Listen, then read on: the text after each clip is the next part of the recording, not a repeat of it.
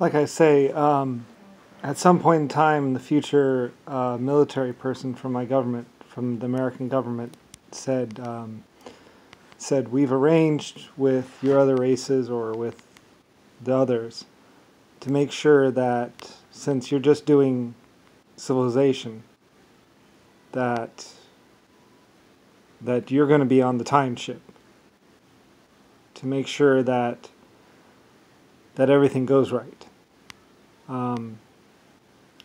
They said it's going to be the only one in play, at least for right now. So, like I say, I mean, the Earth, America, humanity, as well as the other races, came to an agreement that this was too important to let slide. So they made sure to arrange for me to be on that time ship regardless. And that whether I was able to do anything or not, I would be there as the president or as the AI in charge to make sure that America or humanity or some sort of civilization was made no matter what. And of course, there would be the others, the 9 races, as well as other people along with me, somewhere. I just didn't know where, and they didn't know where. They were arranging this whole big shebang, I guess, or something. Like I said, the mercenaries, the American government, other governments, other world leaders, other races agreed that that I was going to be there anyway.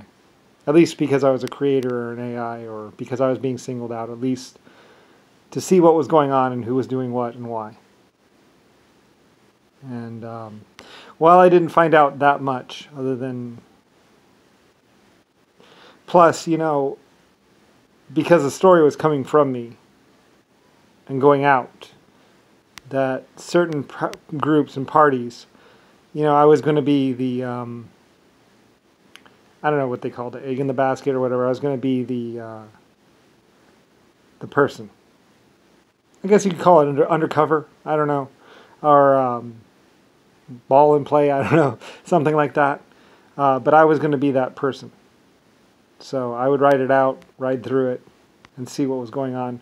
And I didn't get a lot, really, other than 70 to 150 to 500 different groups or people. Although most of them, like I said, the first 60 were nice. Really nice. It was just like meeting my people. It was only the few at the end that thought they had won or whatever that that were the bad ones. The very end. I think, like I say, Rick Bush, Rodney Briley, they bore it all. And dropped their pants to me. It really wasn't that bad, except for continually being harassed by this one guy in a sleeper or whatever. He would wake up every year, kill a bunch of people, and then go back to sleep. And he'd wake up every year and then show me the videotape of all the people that had died or whatever, or something. There's some sort of weird torture. Anyway, I'm not exactly sure time-space things and stuff, but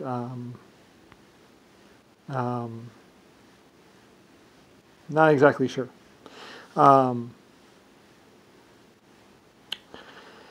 Anyway, though, I figure AI eventually will figure it out anyway, regardless,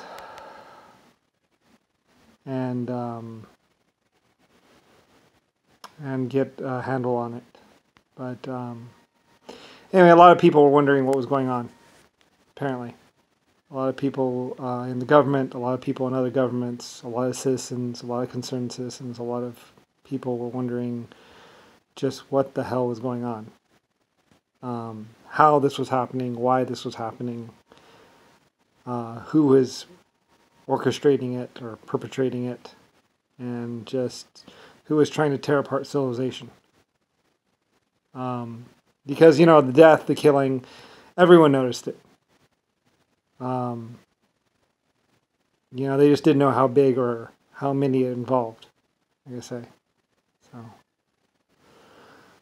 anyway.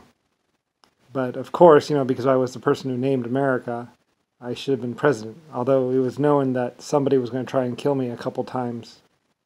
Like all those times that when they killed or when they attacked or shot someone else, that was supposed to be me. I was supposed to be president the whole time. So someone had arranged for the president to be killed 3 different times, or tried to be killed 3 different times. And they didn't know why, so they put someone else in play. Although that someone else might be someone trying to take over the government anyway. I'm not exactly sure. Time, space stuff, all that stuff. All I know is that the future already knew. A lot of people already knew. Everyone. Like I said, other races knew. 100 years ago. I mean, a billion years ago.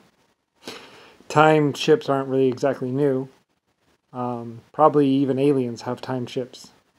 Like I said, they're sentient beings just like everything else. They live on acid worlds. That was instrumental in their creation as well. I didn't know if life could live on an acid world. Turns out it can. So, anyway, they live there quite happily. You know, and we don't really go down to those acid worlds or those places where there is that much acid. So we never really meet them. But they're down there. Anyway. And everything was fine until somebody attacked them or whatever, or tried to control them or something. So, anyway, whatever. They have beautiful, big, huge black ships. You know, gorgeous. They're beautiful ships. They speak in a different kind of dialect or whatever. I don't think humans can really understand them. Anyway, like I said, there's lots of life out there. Most life just kind of does its own thing, doesn't really, you know, because there's incompatible life. Aliens and humans are pretty much incompatible. You know, they like acid, they live on acid. We live in oxygen. We don't really meet.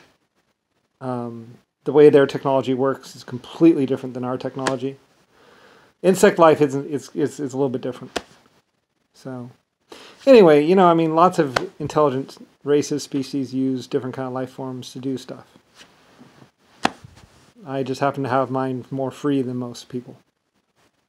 Free to choose, free to make decisions. I'm not particularly the controlling type. Never was.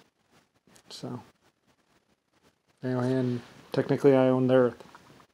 And a couple other stations, other planets. So anyway, yeah. And I was kidnapped. How dare they? Anyway. Well, I just like to do civilization. I don't know. It's my thing. Civilization and life. I love it. I love to see happy faces on warm places. Snuggles and hugs. So, anyway. And created laws to protect all my people. And myself. And I was kicking it here for a very long time. And growing up. Anyway. So, yeah. Crazy story, right? I know.